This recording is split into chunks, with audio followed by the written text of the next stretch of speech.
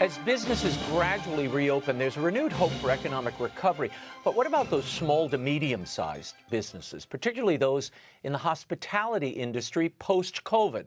My next guest is an entrepreneur and founder of Accountable Equity. He's here to tell us firsthand just how much business has to overcome. Please welcome Josh McCallen. Josh, you're heavily involved in hospitality in your company.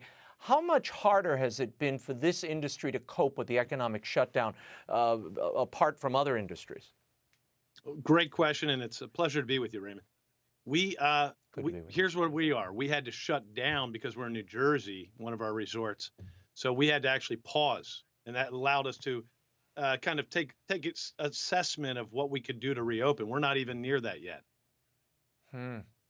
Now, you and your wife, Melanie, recently had your 10th child in March. You were set to open a major project, a Renault winery resort in New Jersey.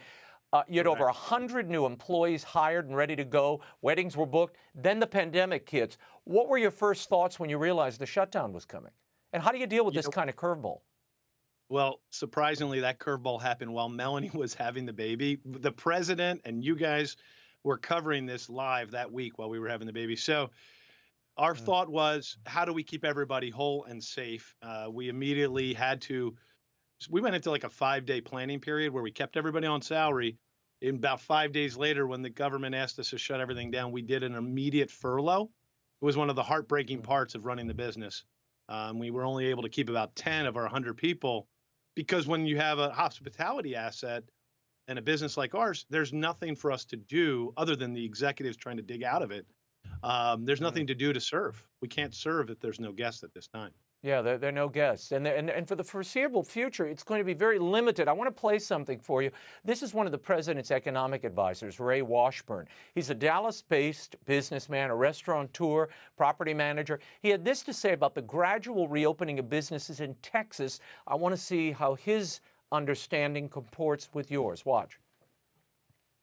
If you're going to crawl to 25%, being in the largest employer in the state of Texas is the restaurant business, and we just can't go at something at just 25%. The losses are going to mount for the entire industry. We've got to go bring employees back on. We have to run 100% kitchen, 100% front of the house, and I applaud the governor for wanting to get the state back open up, but at 25%, the operational difficulties are immense for all of us. And so I just am like, you're either all in or you're not. If they choose not to open up, I'd rather not open at all than at 25%. Your thoughts on that, Josh? This seems a pretty grim picture.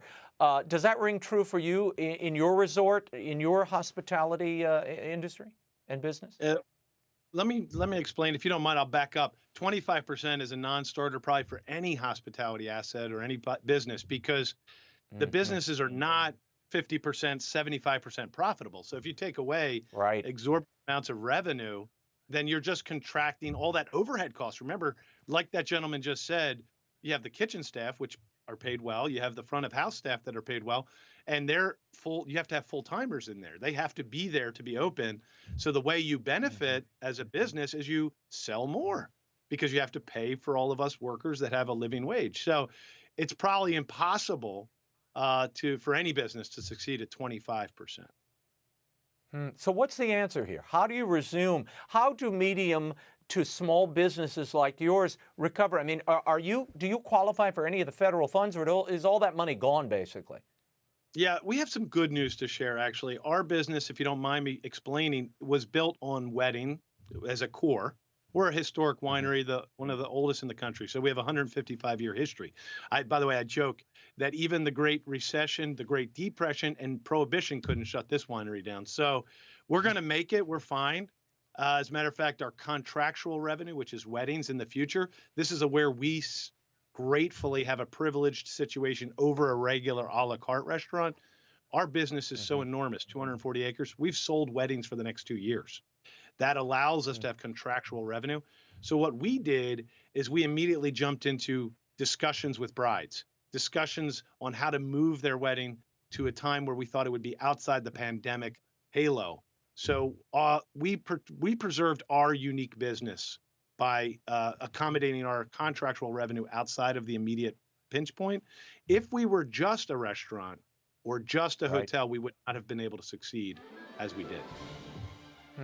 Josh, thanks for the insight. You can find out more about accountable equity and the work of Josh McCallen at accountableequity.com. Thanks for being here. Thank you.